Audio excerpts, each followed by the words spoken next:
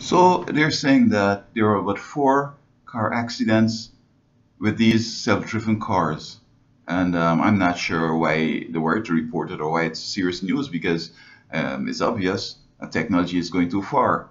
The human brain, no technology has the capacity to, no matter how fast they are, to work like the human brain.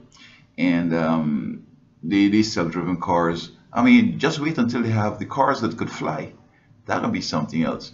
And I'm not sure why technology and these technologists are going crazy and talking stupid, you know.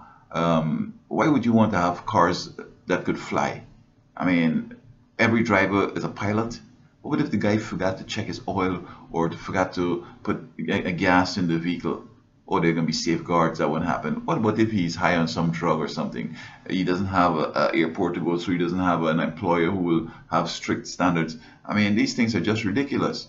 And I know, of course, I mean, science has done a lot for us. I mean, it's made life easier, perhaps too easy, making people sort of atrophy and become weaklings and just relying on technology and so on. But the accents with these cars to me is nothing surprising.